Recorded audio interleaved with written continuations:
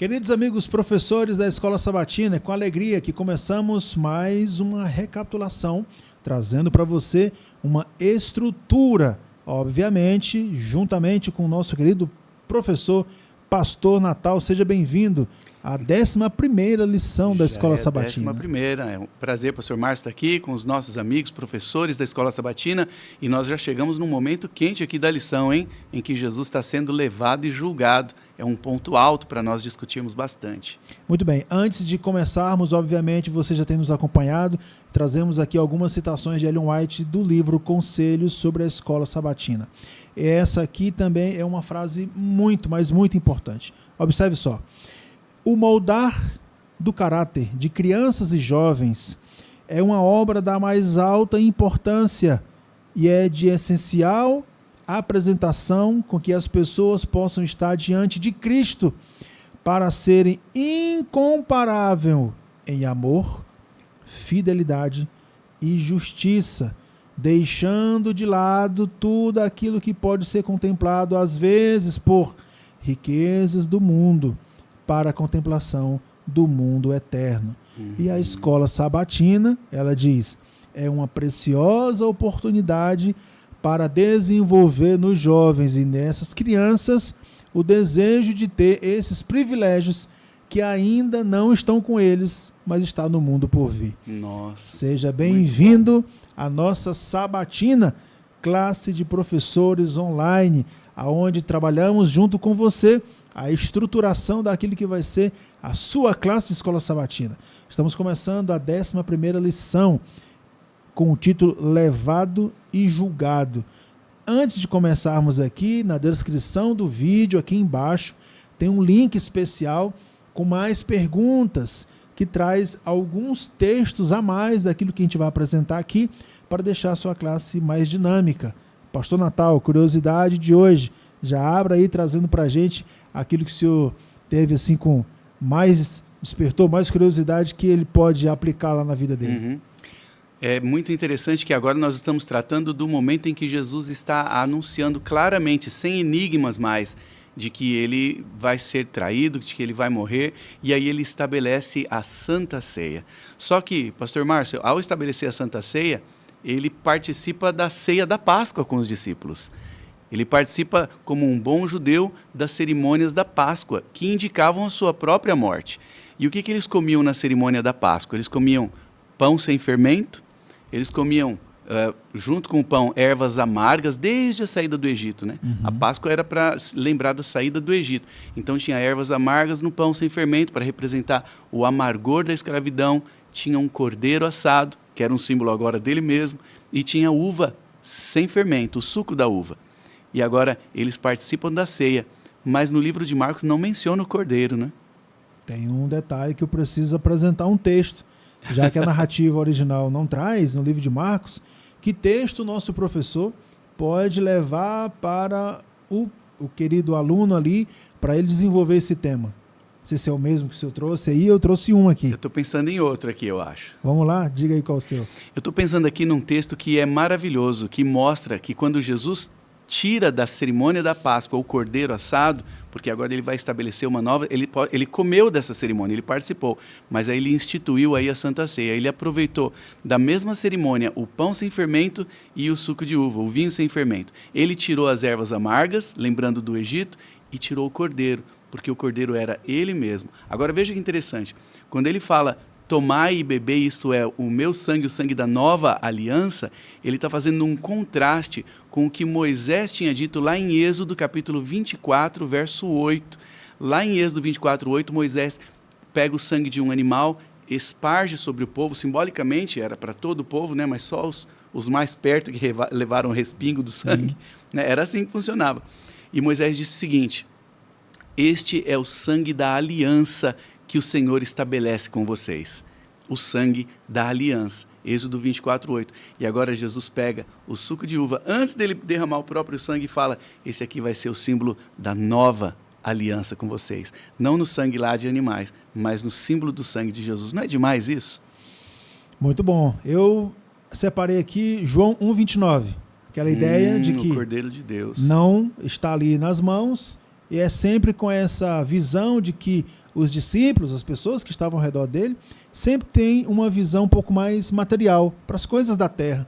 E não teria essa visão um pouco mais espiritual. E eu fico sempre impactado ao observar a forma que Jesus comunica quem realmente ele é, o que ele está fazendo aqui, quem são as pessoas, e agora, nesse contexto, dizendo para onde eles realmente deveriam ir. Muito bom. Gente, olhem para outro lado. Não é um pedaço de cordeiro terrenal. Estou aqui, na frente de vocês. João 1,29. Anota aí e faz a tua aplicação lá na sequência. Eu queria resgatar aqui um outro momento interessante da lição da Escola Sabatina. Temos vários, né? O ambiente do Getsemane, sofrimento, dor, a traição, o julgamento. Mas como a gente está com esse ambiente do ímpeto da saída da igreja, motivando as pessoas a ir, eu queria fazer uma analogia aqui, o senhor me permita, e pode me corrigir, obviamente, se eu sair um pouquinho da linha aqui, professor, que a ideia é o seguinte: a viúva tinha poucas coisas nas mãos, mas ela deu tudo que tinha. Se colocássemos aí num espectro assim celestial, Deus, com todo o seu cuidado, né, tem um ser precioso chamado Jesus nas mãos e agora lhe entrega como oferta para fazer com que o que era pecado se torne perdoado, aquilo que era perdido se torne agora resgatado. Poderia trabalhar pelo menos um ou dois textos ou alguma aplicação para que o nosso professor possa olhar com essa visão um pouco mais expandida para aquilo que a lição da Escola Sabatina está trazendo para a gente. A lição da Escola Sabatina dessa semana, então, ela mostra Jesus nessa Santa Ceia, em que ele instituiu, que era antes a cerimônia da Páscoa, e agora vai conduzindo até o momento em que ele vê Pedro traindo ele, negando ele. Depois a gente vai continuar na próxima semana. O que nós vemos na lição desta semana é essa necessidade de aceitar Jesus, de perceber o que ele fez. Os discípulos não percebiam, como quando Deus deu, como você falou, o que era mais precioso para ele, comparando com a mulher, as pessoas não percebiam. É como se Deus precisasse gritar: percebam, eu dei meu filho para vocês não estão percebendo, não é? Daqui a pouco a gente vai ver os discípulos dormindo, um sono pesado ali no jardim, e Jesus: gente, eu estou angustiado, por favor, orem por mim. Eles não conseguiam perceber, pastor. E tem algumas perguntas que a gente pode fazer, como professores da Escola Sabatina, para estar dialogando com os irmãos. Tem uma passagem de Marcos que Jesus abre o coração e fala que está muito angustiado.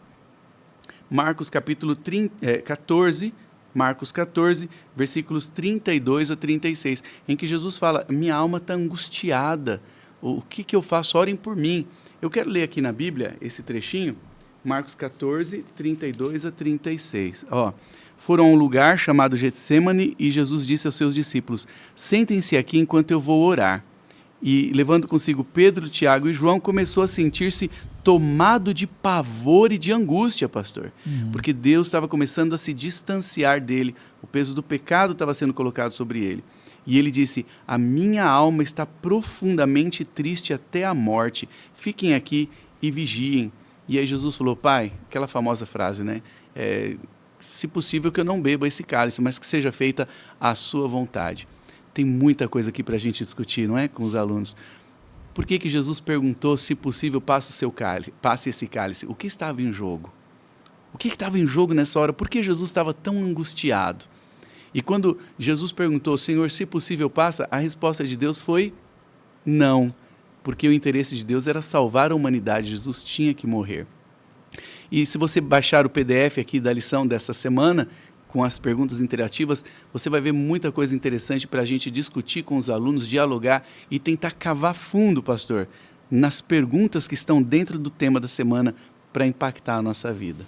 Quando a gente olha para os evangelhos, a gente tem, e obviamente com o suporte da lição da Escola Sabatina, eu tenho uma certa dificuldade, e obviamente quando a gente olha também para a relação pai e filho, tem coisa que a gente fala assim, é impressionante como a fruta não cai longe do pé.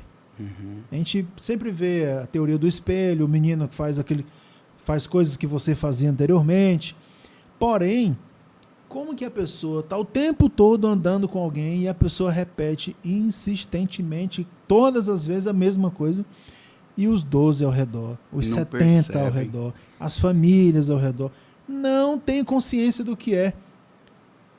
quando olhamos para a traição, seja qual for ela, do ambiente do galo, do ambiente da moeda, todos eles tinham a ideia de que, não, ele vai enfrentá-los, ele vai vencer, ele vai mostrar quem realmente ele era. Qualquer hora ele puxa a espada e nunca puxava. E aí Jesus fala assim, não, gente, é o contrário.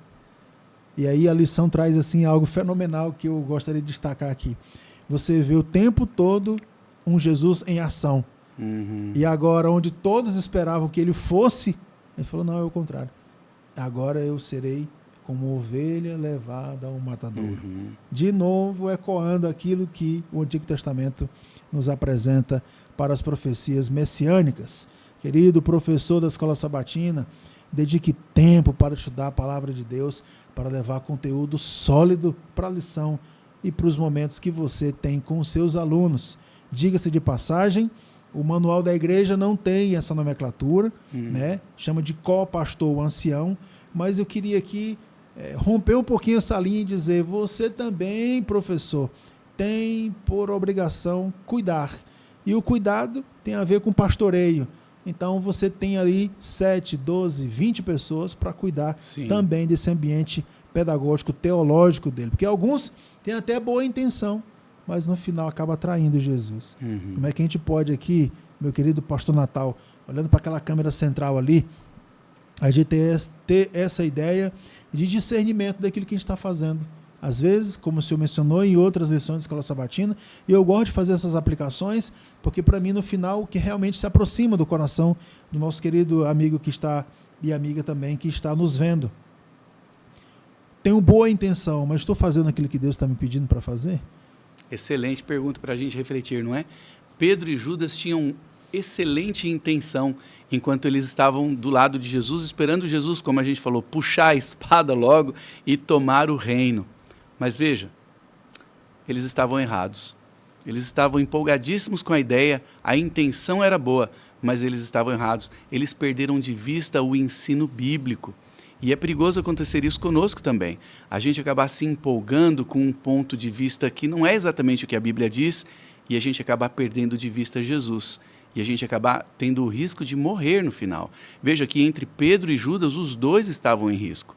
Jesus falou em uma outra ocasião que Satanás queria cirandar o Pedro, e Jesus orou por ele, como ele com certeza orou pelo Judas também. Mas no final Judas acabou cedendo.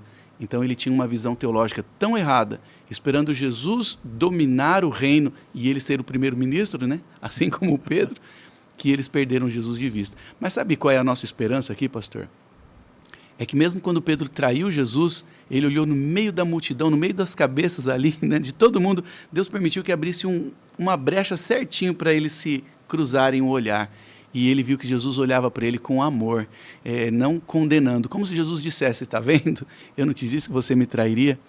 E nisso Pedro se converteu. Isso tocou profundamente o coração de Pedro. E de acordo com o desejado de todas as nações, Pedro saiu dali correndo. A Bíblia diz que ele chorou amargamente. E Ellen White diz no desejado que ele voltou correndo para o jardim do Getsêmani, onde ele não tinha conseguido ficar acordado para orar com Jesus. E ele orou ali e chorou ali, onde Jesus tinha suado sangue e pingado sangue ali por Pedro. Muito bom. Aí eu separei esse texto aqui para dar esse destaque especial, porque para mim ele traz muito aquilo que os livros de filosofia, sociologia de hoje em dia traz. Ellen White escrevendo há bastante tempo atrás, do desejar de todas as nações. Olha a cena agora. Ao contemplar aquele rosto pálido e sofredor, aqueles lábios trêmulos e aquele olhar amável e cheio de perdão, atravessou como uma flecha o coração de Pedro. Costumo dizer, nesses últimos tempos, que nós somos chamados para ser filhos de Deus, para ser proclamadores da mensagem de Deus, mas em algum momento parece que dentro do adventismo nasce núcleos de defensores, Sim. de pessoas que querem fazer mais do que aqui está sendo pedido. Como diria alguns líderes, por favor, faça aquilo que está sendo pedido. Tem um direcionamento para isso. Acho que seria um grande fechamento dessa lição aqui, olhar para o espelho em casa e dizer, Qual é a minha função, literalmente? Aquilo que eu estou fazendo. Porque às vezes você está fazendo coisa que Deus não pediu para você fazer. E com boa intenção, como você falou, né? E aí está tentando, mas prego tanto e ninguém se batiza, né? Às vezes alguns usam essa expressão, me dedico tanto e não vejo ninguém se convertendo. Será que é o melhor método? Será que é a melhor maneira? Será que usou no momento ideal? Então, são coisas para você, querido professor da Escola Sabatina, levar para os seus alunos, fazerem aquela reflexão. E, claro, todo professor não só instiga a pergunta, como tem que trazer uma aplicação poderosa com o texto da Bíblia. Quero lembrar você que aqui você pode clicar, enviar no grupo dos seus amigos e irmãos distantes ou mais próximos e, obviamente, motivá-los a se aprofundar na palavra de Deus. Estamos quase terminando o trimestre, estudando esse livro tão importante que é o livro de Marcos. Quero deixar aqui meu abraço para todos aqueles que nos acompanham. Nos encontramos em breve. Até lá, Deus abençoe vocês.